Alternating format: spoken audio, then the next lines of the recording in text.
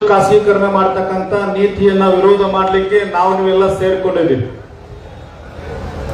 ಈ ವಿದ್ಯುತ್ ಗುತ್ತಿಗೆದಾರರ ಅಧ್ಯಕ್ಷರು ಆತ್ಮೀಯರಾಗಿರ್ತಕ್ಕಂಥ ಸನ್ಮಾನ್ಯ ಶ್ರೀ ರಮೇಶ್ ಸರ್ ಅವರು ಕೂಡ ಶರಣಾರ್ಥಿಗಳನ್ನು ಸಲ್ಲಿಸ್ತಾ, ಕರ್ನಾಟಕ ರಾಜ್ಯ ರೈತ ಸಂಘದ ಹಸಿರು ಸೇನೆ ರಾಜ್ಯ ಅಧ್ಯಕ್ಷರಾಗಿರ್ತಕ್ಕಂಥ ಚುನಪ್ಪ ಪೂಜಾರಿ ಅವರು ಕೂಡ ಶರಣಾರ್ಥಿಗಳನ್ನು ಸಲ್ಲಿಸ್ತಾ, ನಮ್ಮ ಎಲ್ಲ ರೈತ ಮುಖಂಡರಿಗೂ ವಿದ್ಯುತ್ ಗುತ್ತಿಗೆದಾರರಿಗೂ ಇಲ್ಲಿ ನೆರೆದಿರ್ತಕ್ಕಂಥ ತಮ್ಮೆಲ್ಲರ ಪಾದಗಳಿಗೂ ಶರಣಾರ್ಥಿಗಳು. ಬಂಧುಗಳೇ, ನನಗ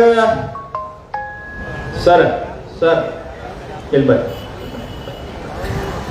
ಸರಿ, ನಾನು ಬಹಳ ಜನ ಮಾತನಾಡ್ತಾ ಇದ್ರು. ಮಾತನಾಡುವಾಗ ಬಹಳ ಜನ ಮಾತನಾಡುವಾಗ MLA ಹಂಗ, MP ಹಿಂಗ, ಮಿನಿಸ್ಟರ್ ಹಿಂಗ ಏನೇನೋ ಬಹಳ ಚಂದ ಮಾತಾಡಿದ್ರು.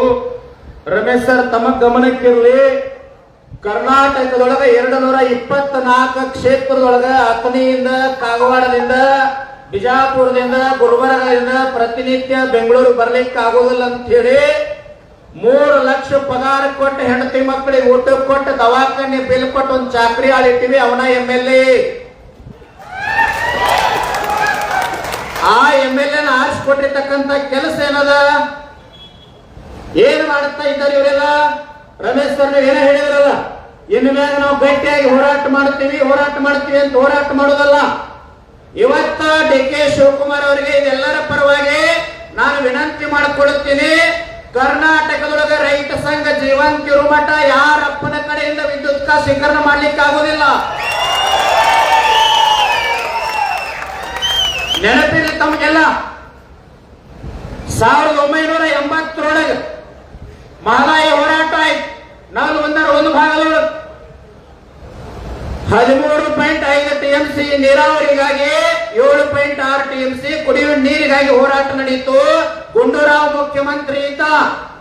ಇಬ್ಬರು ರೈತರ ಮ್ಯಾಗ ಗೋಲಿಬಾರ ಮಾಡಿ ರೈತರನ್ನ ಕೊಂದು ಹಾಕಿದ್ದಕ್ಕಾಗಿ ಪ್ರೊಫೆಸರ್ ನಂಜುಂಡಸ್ವಾಮಿ ಅವರು ಇದೇ ಬೆಂಗಳೂರಿನ ವೇದಿಕೆ ಮ್ಯಾಗ ನಿಂತು ಹೇಳ್ತಾರ, ಜಗತ್ತಿಗೆ ಅನ್ನ ಹಾಕಿದ ಅನ್ನದಾತನಿಗೆ ಗುಂಡು ಹಾಕಿದ ಗುಂಡೂರಾಯನಿಗೆ ಮತ ಹಾಕ್ಬೇಡ್ರಿ ಅಂತ ಹೇಳಿದ್ರು. ಗುಂಡೂರಾವ್ ಸರ್ಕಾರನ ಬಿದ್ದು ಈ ಟವಲಕ್ಕಂತ ತಾಕತ್ತದ. ಸನ್ಮಾನ್ಯ DK ಶಿವಕುಮಾರ್ ಅವರು ಈ ಒಂದು 15 ದಿನ ಆಯ್ತು ಅನಿಸ್ತದ ಮುಖ್ಯಮಂತ್ರಿಗಳಾಗಿ. ನಮಗೇನು ವಿರೋಧ ಇಲ್ಲ, ನಾವೇನು ಕಾಂಗ್ರೆಸ್ ಅಲ್ಲ, JDS ಅಲ್ಲ, BJP ಅಲ್ಲ. ನಾನು ವಿನಂತಿ ಮಾಡಿಕೊಳ್ಳುತ್ತೀನಿ, ಖಾಸಗೀಕರಣಕ್ಕೆ ನಮ್ಮದ ಸಂಪೂರ್ಣ ಬೆಂಬಲ ಐತಿ. ಎಲ್ಲರೂ ಕೂಡ ಸಹಿ ಮಾಡಿಕೊಡೋಣ. ಅದೇ ರೀತಿ ನೀವೊಂದು ಮಾಡಿರಲ್ಲ, 224 MLAಗಳು ಇವತ್ತ ರಾಜೀನಾಮೆ ಕೊಡ್ರಿ, ಮುಖ್ಯಮಂತ್ರಿ ಸ್ಥಾನ ಖಾಸಗೀಕರಣ ಮಾಡಿಬಿಡು. ರಮೇಶ್ ಸರ್ ಖಾಲಿ ಇದ್ರಿ 2 ವರ್ಷ ಮುಖ್ಯಮಂತ್ರಿ ಮಾಡಕ್. ಗುತ್ತಿಗೆದಾರ ಸಾಕಿನ 2 ವರ್ಷ ಮುಖ್ಯಮಂತ್ರಿ ಮಾಡಕ್ಕಿರಿ. ಖಾಸಗೀಕರಣ, ವಿಧಾನಸೌಧ ಖಾಸಗೀಕರಣ ಇವತ್ತಿನಿಂದ ಪ್ರಾರಂಭ ಅಲ್ರು ಮಾರಾಯ. ನಿಮ್ಮನ್ನ ಆರಿಸಿ ಕೊಟ್ಟು MLA ಮಾಡಿ ಪಗಾರ ಕೊಟ್ಟು ಗಾಡಿ ಕೊಟ್ಟು ಎಣ್ಣೆ ಹಾಕಿ ನಿಮಗ ದವಾಖಾನೆ ತಪ್ಪರ ಬಿಲ್ ಕೊಟ್ಟು ವಿಮಾನ ticket, train ticket, mobile bill ಹಾಕೊಳ್ಳು ಅಂಗಿ ಕೊಟ್ಟ ಮಾಲಕ್ಕೆ ಆರಾಮ ಅದಾನ. ಮತ್ ನಿಮಗೇನಾಗ್ಯದ? ಸರ್ಕಾರ ನಡೆಸ್ಲಿಕ್ಕೆ ಸಾಧ್ಯ ಇಲ್ಲ ಅಂದ್ರೆ ಇವತ್ತು ರಾಜೀನಾಮೆ ಕೊಡ್ರಿ. ಖಾಸಗೀಕರಣ ಯಾಕೆ ಮಾಡಕತ್ತೀರಿ? ನಿಮಗೆ ನಿಗಂಗಿಲ್ಲ ಅಂತ ಮಾಡಕತ್ತೀರಿಲ್ಲ. ಸರ್ಕಾರ ನಡೆಸುವ ತಾಕತ್ತು ಬಹಳ ಮಂದಿಗೆ ಐತಿ ಇಲ್ಲೇ. ಇವರೆಲ್ಲ ಎದಕ್ಕೆ ಸಮರ್ಥರದಾರ ಅಂತಂದ್ರ, ನೀವು ಖಾಸಗೀಕರಣ ಮಾಡುವಾರ ಮಾಡ್ರಿ, ಏನು ಮಾಡ್ರಿ ಅಂತಂದ್ರ ಗಡಿ ಭಾಗಗಳ ಕನ್ನಡ ಶಾಲೆಗಳ ಹಾಳಾಗಿ ಹೊಂಟಾವ. 90,000 ಶಿಕ್ಷಕರ ಹುದ್ದೆ ಖಾಲಿ ಇದಾವ.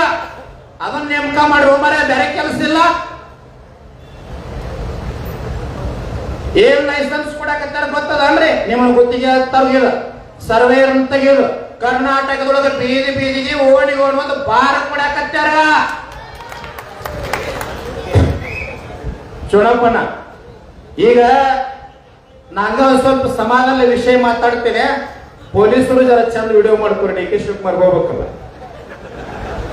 ಚುನಾವಣಾ ಗಾಂಜಾ ಮಾಡಿದ್ರ ಅರೆಸ್ಟ್ ಮಾಡ್ತಾರ, ಗಾಂಜಾ ಬೆಳೆದವ್ರು ಅರೆಸ್ಟ್ ಮಾಡ್ತಾರ, ಹೌದಿಲ್ರಿ?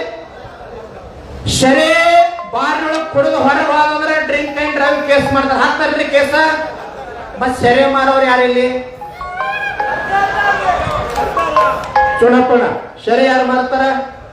ಸರ್ಕಾರ. ಮತ್ತೆ ಅರೆಸ್ಟ್ ಯಾರು ಮಾಡ್ಬೇಕ? 224 ಮಂದಿ MLA ಮೇಲೆ ಕೇಸ್ ಮಾಡಿಬಿಡ್ರಿ, ಅರೆಸ್ಟ್ ಮಾಡಿಬಿಡ್ಲಿ. ಅಲ್ರೋ ಮರ ಸರ್ಕಾರ ನಡ್ಸಕ ನಿಮಗಾಗ್ಲಿಲ್ಲ ಅಂದ್ರ ನಡ್ಸೋರು ಏನದಿರಿ? ವಿದ್ಯುತ್ ಖಾಸಗೀಕರಣ ಮಾಡಿ ರೈತನ ಗೋಡಿ ಮ್ಯಾಗ ರಾಜಕಾರಣ ಮಾಡ್ಲಿಕ್ಕತ್ತೀರಿ. ಸರ್ಕಾರಿ ಸಂಬಳ ಸರಿ ಕೊಡುವರಿ. ಮಹದಾಯಿ ಹೋರಾಟದ ಯೋಜನೆ ರೂಪಿಸ್ಲಕತ್ತಿರಲ್ಲ, ಜಾರಿ ಆಗಿಲ್ಲ. ಆಲಮಟ್ಟಿ 519.6 ಎತ್ತರ ಐತಿ, 524.756 ಎತ್ತರ ಆಗಬೇಕು. 6 ಜಿಲ್ಲೆಗೆ ನೀರಾವರಿ ಆಗ್ತದ. ಅದನ್ನು ಮಾಡ್ರಿ. ಈ ಬಾರಗಳ ಬಂದ್ ಮಾಡ್ರಿ. ಏನ್ ಮಾಡ್ರಿಪ್ಪ ಅಂತಂದ್ರ ಉತ್ತರ ಕರ್ನಾಟಕದ ಮತ್ತು ದಕ್ಷಿಣ ಕರ್ನಾಟಕದ ಕಬ್ಬು ಬೆಳೆಗಾರರಿಂದ ಒಂದು ವರ್ಷಕ್ಕ ಫ್ಯಾಕ್ಟರಿಗಳಿಂದ ಟ್ಯಾಕ್ಸ್ ಎಷ್ಟು ಬರ್ತೈತೆ ಅಂದ್ರ 20,000 ಕೋಟಿ ಬರ್ತದ. ಅದರ ಬರೀ ನೀ 3,000 ಕೋಟಿ ರೂಪಾಯಿ ರೈತರಿಗೆ ಕೊಟ್ಟಿ ಅಂದ್ರ ಒಂದು ಟನ್ನಿಗೆ 1,000 ರೂಪಾಯಿ ಹೆಚ್ಚಾಗ್ತದ. ಇದನ್ನು ಕೊಡು. 2,86,000 ಹುದ್ದೆಗಳ ರಾಜ್ಯವಾಗಿ ಖಾಲಿ ಅದಾವ. ಆ ಪೋಸ್ಟ್ ಖರೀದಿ ಕೆಲಸ ಮಾಡ್ರಿ. ಇದು ಯಾವುದು ಮಾಡ್ತಾ ಇಲ್ಲ. ಖಾಸಗೀಕರಣ. ನಾನು ಸರ್ಕಾರಕ್ಕೆ ನೇರವಾಗಿ ಎಚ್ಚರಿಕೆಯನ್ನು ಕೊಡ್ತೀನಿ. ನೀವು ಗುತ್ತಿಗೆದಾರ ಬಿಟ್ಟು ರೈತ ಸಂಘ ಬಿಡಂಗಿಲ್ಲ. ಇದು ನಿಮಗೆ ನೆನಪಿರಲಿ. ಇವತ್ತು ನೀವು ಬಹಳ ಒಂದು 20-25,000 ಜನ ಇಲ್ಲಿ ಸೇರಿರಬಹುದು. ರಮೇಶ್ ಸರ್, ಮುಂದಿನ ಸಾರಿ ನವೆಂಬರ್ದೊಳಗ ಚುಣಪ್ಪ ಪೂಜಾರಿ ರೈತ ಮುಖಂಡರ ನೇತೃತ್ವದೊಳಗ ಬೆಳಗಾವಿ ಜಿಲ್ಲೆ ಗುರ್ಲಾಪುರದೊಳಗ 1 ಕೋಟಿ ಜನ ಸೇರುವುದಲ್ಲ. 1 ಕೋಟಿ ಜನ ಸೇರುವುದಲ್ಲ. ನಾವು ಬೆಂಗಳೂರು ವಿಧಾನಸೌಧಕ್ಕೆ ಬರಂಗಿಲ್ಲ. ನಾವು ಯಾವುದೋ ಮಿನಿಸ್ಟರ್ ಬಾಬಾ ಅಂತ ಅರ್ಜಿ ಕೊಡೋರಲ್ಲ. ನಾವಿದ್ದಲ್ಲಿ ಸರ್ಕಾರ ಬರಬೇಕು. ನಾವು ಕರೆದಲ್ಲಿ ಮುಖ್ಯಮಂತ್ರಿ ಬರಬೇಕು. ನಾವು ಮತ ಹಾಕಿ ಆಳಿಟ್ಟಿರ್ತಕ್ಕಂತ ಚಾಕ್ರಿ ಆಳು ನಾವು ಕರೆದಾಗ ನಮ್ಮ ಹತ್ರ ಬರ್ಬೇಕು. ನೀವು ಗಟ್ಟಿಯಾಗ್ರಿ. ಹೌದಲ್ರಿ? ಕೋವಿಡ್ ಒಳಗೆ ನಿಮಗೊಂದು ನೆನಪಿಲ್ಲ. ಸನ್ಮಾನ್ಯ ನರೇಂದ್ರ ಮೋದಿ ಅವರು ಕೋವಿಡ್ ಸಂದರ್ಭದೊಳಗ RCEP ಅಂತ ಹೇಳಿ ಒಂದು ಕಾಯ್ದೆ ತಂದಿದ್ರು. ರೀಜನಲ್ ಕಾನ್ಫರೆನ್ಸಿವ್ ಎಕನಾಮಿಕ್ ಪಾರ್ಟ್ನರ್ಶಿಪ್ ಅಂತ ಹೇಳಿ. ಆ ಕಾಯ್ದೆ ಏನಾದ್ರೂ ಜಾರಿಗೆ ಬಂದಿದ್ರ ನೀವು ಬೆಳೀತಕ್ಕಂತ ಹಾಲು ಏನೈತಲ್ಲ 17 ರೂಪಾಯಿ ಲೀಟರ್ ಸಿಗುತ್ತಿತ್ತು. ಎಮ್ಮಿ ಕಡದ ಮಾರಬೇಕಾಗಿತ್ತು ನಾವೆಲ್ಲ. ಅವಾಗ ನಮ್ಮೆಲ್ಲ ರೈತ ಮುಖಂಡರ ನೇತೃತ್ವದೊಳಗೆ 31 ಜಿಲ್ಲೆಗಳನ್ನು ಬಂದ್ ಮಾಡಿ ಎಲ್ಲ ಹೈವೇ ಬಂದ್ ಮಾಡಿದಾಗ ನರೇಂದ್ರ ಮೋದಿ ಅವರ ಕಾಯ್ದೆ ವಾಪಸ್ ತಗೊಂಡಾರ. ಇನ್ನು DK ಶಿವಕುಮಾರ್ ಯಾವ ರೈತ ಸಂಘಕ್ಕೆ ಯಾಕ್ರಿ? ಇರೋದು 2 ವರ್ಷ ಅಧಿಕಾರದ 2,86,000 ಹುದ್ದೆ ಖಾಲಿ ಅದಾವ. ರಾಜ್ಯ ಹುದ್ದೆ ಖಾಲಿ. ರೈತರ ಸಾಲ ಮನ್ನಾ ಮಾಡ್ರಿ. ಸಾಧು ಸಂತರ ಇರ್ತಕ್ಕಂಥ ಕನ್ನಡ ನಾಡೈತಿ. ಕರ್ನಾಟಕದ ಸಂಪೂರ್ಣ ಸಾರಾಯಿ ಬಂದ್ ಮಾಡ್ರಿ. ರೈತರಿಗೆ ಏನ್ ಅನುಕೂಲದ ಕೆಲಸ ಮಾಡ್ರಿ. ಮತ್ತೆ ಮುಖ್ಯಮಂತ್ರಿ ಆಗಿ ಬರ್ಲಿಕ್ಕೆ ಸಾಧ್ಯ ಅದ. ನಾ ಬಾಳ್ ಮಾತಾಡಂಗಿಲ್ಲ. ಕೆಲವು ಮಂದಿ ಹೇಳಕತ್ತಿದ್ರಿ ಇಲ್ಲಿ, ನೀನು ಮುಖ್ಯಮಂತ್ರಿ ಗುರೂಜಿ ಅವ್ರಿಗೆ ಬಾಳ ಬೈಬೇಡ್ರಿ ಅಂತ ಹೇಳ್ರಿ ಅಂತ ಹೇಳ್ಯಾರ. ನೋಡಪ್ಪ, ನಾವೇನ್ MLA ನಿಲ್ಲವ್ರಲ್ಲ, MP ನಿಲ್ಲವ್ರಲ್ಲ. ಯಾವ MLA ಮನೆ ಮುಂದೆ ರೊಕ್ಕ ಕೊಡತ್ತೀನಿ ಕೈ ಒಟ್ಟವ್ರಲ್ಲ. ಸುಟ್ಗೇಸ್ ಕಂಪ್ನಿ ಅಲ್ಲೇದ. ಸುಟ್ಗೇಸ್ ಕಂಪ್ನಿ ರೈತ ಹೋರಾಟ ಅಲ್ಲೇದ. ನಂಜುಂಡ ಸ್ವಾಮಿ ಅವರ ತತ್ವ ಚಿಂತನೆಗಳು ಬೆಳೆದಿರ್ತಕ್ಕಂಥ ರೈತ ಸಂಘದ ಯಾರಪ್ಪ ಬಿಡಲಾಗಿಲ್ಲ. ನಾನೇನು ವಿನಂತಿ ಮಾಡ್ಕೊಳ್ತೀನಿ ತಮಗೆಲ್ಲ ಅಂತಂದ್ರ, ಖಾಸಗೀಕರಣ ಮಾಡ್ರಿ. ಕಾಯ್ದೆಗಳು ತಗೊಂಡು ಬರ್ರಿ. ನಂದು ಒಂದು ಕಾಯ್ದೆ ಇದೆ ರಮೇಶ್ ಸರ್. ಯಾವ್ದು ಹೇಳ್ರಿ? SLC ಪಾಸ್ ಆಗಿತ್ತಂದ್ರ ಪಂಚಾಯತಿಗೆ ನಿಲ್ಲಬೇಕವ. PUC ಪಾಸ್ ಆಗಿತ್ತಂದ್ರ JDPTPಗೆ ನಿಲ್ಲಬೇಕು. ಡಿಗ್ರಿ ಪಾಸ್ ಆದ್ರೆ MLA ನಿಲ್ಲಬೇಕು. MA PhD ಪಾಸ್ ಆಗಿತ್ತಂದ್ರ MP ಗೆ ನಿಲ್ಬೇಕು. ಇಷ್ಟೇ ಇವತ್ತ ಕಾಯ್ದೆ ಘೋಷಣೆ ಮಾಡಿದ್ರೆ ನನ್ನ ಪ್ರಕಾರ DK ಶಿವಕುಮಾರ್ ಒಬ್ಬರ ಉಳಿತಾರ ಅಂತ ಅನಿಸ್ತದೆ. ಯಾಕೆ ಸರ್? ಇವರೆಲ್ಲ SLC ಫೇಲ್, PUC ಫೇಲ್ ಅದಾರ. ಅವ IAS ಅಧಿಕಾರಿ ಏನ್ ಹೇಳ್ತಾನಲ್ಲ, ಹಿಂಗೈತ್ರಿ ಹೋಡ್ ಸರ್ ಹಿಂಗ ಹೇಳ್ತಾರ. ನಿಮಗೆ ಗುತ್ತಿಗೆದಾರ ಹಂಗಾನ ಮಾಧ್ಯಮದವ್ರು ಅದಾರ. ಸುಮ್ಮಂಗ ಆಪ್ತ ರಿಕಾರ್ಡ್ ಒಂದು ಮಾತಾಡ್ತೀವಿ. ಏನಾರೇ ಖಾಸಗೀಕರಣ ಹಿಂಗ ಮಾಡಕತ್ತೀರಿ ಅಂದ್ರೆ ನೀವು ಗುತ್ತಿಗೆದಾರ ಸ್ವಲ್ಪ ಹಣವಂತರದಿರಿ. ಒಂದು ತಾಲೂಕಿನ 10 ಜನ ಅದಿರಿಲ್ಲ. ಯಾವ MLA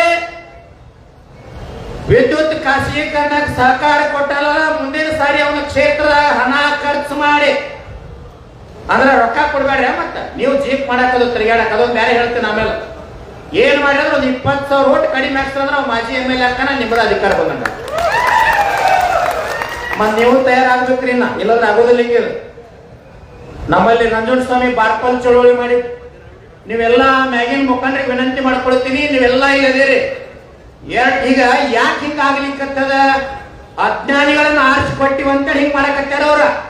2028 MLA ಚುನಾವಣೆ ಬರ್ತೈತಲ್ಲ, ನಿಮ್ ಭಾಗದಾಗ ಕೇಳಿರ್ಲ ಗೊತ್ತಿಲ್ಲ ನನಗೆ. ಈ ಕೊಲ್ಲಾಪುರ ಮೆಟ್ ಅಂತ ಬರ್ತಾವ ನೋಡಿರಿ, ನೀವು ನೋಡಿರ್ಬೇಕು. ಅವಕ್ಕೊಂದು 2,000 ರೂಪಾಯಿ ಬೀಳ್ತಾವ, ತಗೋಳ್ರಿ. ಏನ್ ಮಾಡಿ ಅಂತಂದ್ರೆ 2028 MLA ಚುನಾವಣೆ ಬರ್ತೈತಲ್ಲ, ಕೋಡ್ ಆಫ್ ಕಂಡಕ್ಟ್ ಘೋಷಣೆ ಆಕೈತಲ್ಲ, ಮನಿ ಹೊರಗೆ ಚಲೋ 2 ಟ್ಯೂಬ್ಲೈಟ್ ಹಾಕಿ ಬಿದರ್ ಕಟ್ಟಿಗೆ ಹಾಕಿ ಸುತ್ತಳಿ ಹಾಕಿ ಕಟ್ಟಿ ಬಿಡ್ರಿ ಅಂತ ಎದಕ್ಕಂತ ಹೇಳ್ತೀನಿ. ಅವ ಬಿಜೆಪಿ ಇರ್ಲಿ, ಕಾಂಗ್ರೆಸ್ ಇರ್ಲಿ, JDS ಇರ್ಲಿ, ಚುನಾವಣೆ ಓಟ್ ಕೇಳಕ್ ಬಂದ ಅಂದ್ರ ನನಗ್ ಮತ ಹಾಕ್ರಿ ಅಂದ್ರ ವಿಚಾರ ಮಾಡಿ ಹಾಕ್ತಾನ ಅಂತ ಹೇಳ್ರಿ. ಅಕಸ್ಮಾತ್ ರೊಕ್ಕ ಕೊಟ್ಟು ಓಟ್ ಕೇಳಕ್ ಬಂದ್ರ ಯಾವ ಇರ್ಲಿ ಮೆಟ್ಟ ತಗೊಂಡ್ ಹೊಡಿರಿ, ಬಂದದ್ ನೋಡ್ತೀನಿ ನಾ. ನೀವಿಷ್ಟು ಬದಲಾವಣೆ ಮಾಡ್ರಿ ಅಂತಂದ್ರ ಈ ಖಾಸಗೀಕರಣ ಆಗಂಗಿಲ್ಲ, ನೀವೆಲ್ಲ ಹೊರಗೆ ಬೀಳಕ್ಕೂ ಸಾಧ್ಯ. ನಮ್ಮನ್ನ ಹೆಂಗ್ ಮಾಡಾಕತ್ತಾರ ಗೊತ್ತದ ಅನ್ಸರಿ. ನಿಮ್ಗೊಂದು ಸಾಂಗ್ ಹೇಳ್ತೀನಿ, ಬಾಳ ಏನ್ ಮಾತಾಡಂಗಿಲ್ಲ, ಎಲ್ಲರೂ ಮಾತಾಡ್ಯಾರ. ಒಂದ್ ಮಾತು ಹೇಳಿ ನಾನು ಮಾತು ಮುಗಿಸ್ತೀನಿ. ಮೊನ್ನೆ ನಮ್ಮ ಚೂಣಪ್ಪ ಪೂಜಾರಿ ನಾವು ದಾವಣಗೆರೆ ಒಳಗೆ ಬಂದ ಏನಂತಾರೆ ಇದಕ್ಕೆ ಜಾದು ನಡೆದಕ್ಕೆ ಬುದ್ಧಿ ಹೋಗಿದ್ದೀವಿ. ಒಂದು 10,000 ಮಂದಿ ಸೇರಿತ್ತು. ಅವ ಏನ್ ಮಾಡಿದ, ಮೊದಲ ಕಟ್ಟಿಗೆ ತಿಂದ, ಕಲ್ಲು ತಿಂದ, ಒಂದು ಬಸ್ ಬರಾಕತ್ತಿತ್ತು, ಬಸ್ ನುಂಗಿದವ. ಅವಾಗ ಯಾಕ್ರಿ ಯಾರು ನಗವಾರಲ್ರಿ, ಚಪ್ಪಾಳಿ ಹೊಡಿವಾರ್ರಿ ಅಂತಂದಾಗ ಚೂಣಪ್ಪನ ಅಂದ, ಯಾಕ್ರಿ ಅಂತ ಹೆಸರು ಚಪ್ಪಾಳಿ ಹೊಡಿರ್ತ ಅವ ಕೇಳ್ದ. ಅವಾಗ ನೀ ಏನ್ ಮಾಡಿ ಅಂತ ಚಪ್ಪಾಳಿ ಹೊಡಿನು ಅಂತಂದಾಗ ಅವ ಹೇಳ್ದ, ಅಲ್ರಿ ಕಲ್ಲು ತಿಂದೆ, ಕಟ್ಟಿಗೆ ತಿಂದೆ, ಬಸ್ ತಿಂದೆ, ಎಲ್ಲಾ ತಿಂದೀನಿ, ಮತ್ ಚಪ್ಪಾಳಿ ಯಾಕೆ ಹೊಡಿವಾರ್ರಿ ಅಂತಂದಾಗ ಚೂಣಪ್ಪನ ಪೂಜಾರಿ ಅಂದ, ನಿಂದೇನ್ ದೊಡ್ಡ ಸಾತ್ನೇನೋ, ನೀ ಕಲ್ಲ ಮಣ್ಣ ತಿಂದಿರ್ಬೇಕು. ನಮ್ಮಲ್ಲಿ ರೋಡಿಗೆ ರೋಡ ತಿಂದಾರ, ಬಸ್ಸಿಗೆ ಬಸ್ಸ ತಿಂದಾರ, ಸಾಲಿ ಹುಡುಗರು ಸಮವಸ್ತ್ರ ಬಿಟ್ಟಿಲ್ಲ, ದೇವಸ್ಥಾನಕ್ಕೆ ದೇವಸ್ಥಾನ ತಿಂದಾರ, ಮತ್ ಮನೆ ಯಾರೋ ಹೇಳಕತ್ತಿರ ತತ್ತಿ ತಿಂದಾರ ಅಂತೇಳಿ. ಹೌದಲ್ರಿ? ಹಿಂಗಾಗ್ಲಿಕ್ಕತ್ತದ. ಅದಕ್ಕಾಗಿ ನಾ ಹೇಳುವುದೇನಂತಂದ್ರ, ರಮೇಶ್ ಸರ್, ಈ ಮಾತುಗಳಿಗೆ ಒಂದ್ ಅರ್ಥ ಐತ್ರೆ. ಯಾವಾಗ ಕರೆಂಟ್ ಕಂಡಿಡದಲ್ಲ, ಈ ರಾಜಕಾರಣಿಗಳು ಬದಲಾಗ್ಯಾರ, ಶ್ರೀಮಂತರು ಬದಲಾಗ್ಯಾರ, ಬಹಳ ದೊಡ್ಡವರು ಬದಲಾಗ್ಯಾರ, ಆದ್ರ ಒಂದ್ ಮಾತ್ರ ಬದಲಾಗಿಲ್ಲ. ಏನ್ ಹೇಳ್ರಿ? ಯಾವಾಗ ಕರೆಂಟ್ ಕಂಡಿಡದಲ್ಲ, ಅವತ್ತಿನಿಂದ ಇವತ್ತಿನ ತನಕ ಮುಟ್ರೆ ಕರೆಂಟ್ ಹಂಗ ಹೊಡಿತಿಲ್ಲ. ಹಾ, ನೀವು ಒಂದಿಷ್ಟು ಹೇಳಿ ಸ್ವಲ್ಪ ಗಟ್ಟಿ ಆಗ್ಬೇಕು, ನೇರವಾಗಿ ಮಾತಾಡ್ಬೇಕು, ಯಾರು ಬಿಡಿಲ್ರಿ. ಇದು ನಾವು ದುಡ್ಡು ಅನ್ನ ಹಾಕಿರ್ತಕ್ಕಂಥವ್ರಿ. ರೈತನ ತಾಕತ್ ಹೆಂಗದ ಅಂದ್ರ, ರೈತ ಸಂಘ ಚೂಣಪ್ಪ ಪೂಜಾರಿ ಎಲ್ಲಾ ಮುಖಂಡ ನೇತೃತ್ವದೊಳಗ ಗುರ್ಲಾಪುರದ 10 ಲಕ್ಷ ಮಂದಿ ಸೇರಿದ್ರ. ಕೆಲವು ದುಷ್ಟ ರಾಜಕಾರಣಿಗಳು ಆ ಹೋರಾಟ ಹೊಡಿಬೇಕಂತೇಳಿ ತಲೆ ತೆಳಗ ಮಾಡಿದ್ರು. ಆದ್ರ ಧರ್ಮ, ಪಕ್ಷ, ಜಾತಿ ಎಲ್ಲಾ ದೂರ ಸರಿಸಿ ಒಮ್ಮೆ ರೈತ ಒಂದಾದ ಅಂತಂದ್ರ ನಾವು ಬೆಂಗಳೂರಿಗೆ ಬರ್ಲಿಲ್ಲ, ಬೆಂಗಳೂರು ಗುರ್ಲಾಪುರ ಕ್ರಾಸಿಗೆ ಬಂದಿದ್ದ ರೈತ ಸಂಘ ತಾಕತ್ತಿದ. ಸರ್, ರಮೇಶ್ ಸರ್, ನಿಮಗೊಂದು ಮಾತು ಕೊಡ್ತೀವಿ ರೈತ ಸಂಘದಿಂದ. ಇವತ್ತೇನಾಗ್ತದಾಗಲಿ ಇದನ್ನೇನ್ ಜಲ್ದಿ ಮಾಡಂಗಿಲ್ಲ, ಯಾಕಂದ್ರೆ ಅವರ ಸರ್ಕಾರ ಹಿಂಗ ಐತಿ, ಏನ ಗ್ಯಾರಂಟಿ ಇಲ್ಲ, ನಡೆದೈತಿನ. ಗುರ್ಲಾಪುರದ ಮುಂದಿನ ಸಾರಿ 1 ಕೋಟಿ ಜನಸಂಖ್ಯೆ ಕೂಡಿದಾಗ ನೀವೆಲ್ಲರಲ್ಲಿ ಬರ್ಬೇಕು. ಏನು ಬೇಡಿಕೆ ಅಂದ್ರ 5,500 ರೂಪಾಯಿ ಪ್ರತಿ ಟನ್ ಕಬ್ಬಿಗೆ ಆಗಬೇಕು. ಕೆಬಿ ಖಾಸಗೀಕರಣ ತಲೆಯಾಗಲ್ಲ ಮಲ್ಕೊಂಡ ಸಹಿತ ನೆನಪು ಮಾಡಬಾರ್ದು, ಹಂಗ ಹಿಂದೆ ಹೋಗ್ಬೇಕಲ್ಲ. ನಾಳೆ ಸರ್ವೆ ಒಂದು ಹೋರಾಟದ ಪಾಪ ಅವ್ರದ್ದು 20 ವರ್ಷ ದುಡಿದಾರು, ಅವ್ರಿಗೆ ಪಗಾರ ಎಲ್ಲ ಏಜೆನ್ಸಿ ಮೂಲಕ ಬೇರೆದವ್ರನ್ನ ತಗೊಂಡು ಸರ್ವೆ ಮಾಡಿಸ್ತಾರ. ಬರೇ 3 ವರ್ಷ ಮುಖ್ಯಮಂತ್ರಿ ಇರ್ಲಾರ್ದಾಗ DK ಶಿವಕುಮಾರ್ 1000 ಸರಿ ಡೆಲ್ಲಿಗೆ ಹೋಗಿ ಬಂದ್ರಲ್ಲ, ಮತ್ 20 ವರ್ಷ ದುಡಿದವ್ರದು. ಮತ್ತೊಬ್ಬರ ಜೀವನ ಮ್ಯಾಗ, ಬದುಕಿನ ಮ್ಯಾಗ ಗೋರಿ ಕಟ್ಟಿ ರಾಜಕಾರಣ ಮಾಡಬೇಡ್ರಿ. ನೇರವಾಗಿ ಎಚ್ಚರಿಕೆಯನ್ನು ಕೊಡ್ತೀನಿ, ಯಾವುದೂ ಶಾಶ್ವತ ಅಲ್ಲ. ಸನ್ಮಾನ್ಯ DK ಶಿವಕುಮಾರ್ ವಿನಂತಿ ಮಾಡ್ಕೊಳ್ತೀನಿ, ಇರೋದು 2 ವರ್ಷ ಅಧಿಕಾರ ಐತಿ. ರೈತರ ಸಲುವಾಗಿ, ಜನಸಾಮಾನ್ಯರ ಸಲುವಾಗಿ ಕೆಲಸ ಮಾಡ್ರಿ. ನಿಮ್ಮ ಅಧಿಕಾರಿನ 10 ಸಾರಿ ಬರ್ಲಿ. ಆದ್ರ ವಿದ್ಯುತ್ ಖಾಸಗೀಕರಣ ಮಾಡಿದ್ರಿ ಅಂತಂದ್ರ ಇನ್ನು ಕೆಲವೇ ದಿನಗಳು ಏನಾದ್ರೂ ಮಾಡ್ತೀವಿ ಅಂತ ಹೇಳಿ ನೀವು ಮಾತಾಡ್ರಿ ಅಂದ್ರ ರಾಜ್ಯದ ಎಲ್ಲಾ ಹೈವೇಗಳನ್ನು ಬಂದ್ ಮಾಡಬೇಕಾಗ್ತದೆ. ಎಚ್ಚರಿಕೆ ಕೊಡ್ತೀನಿ.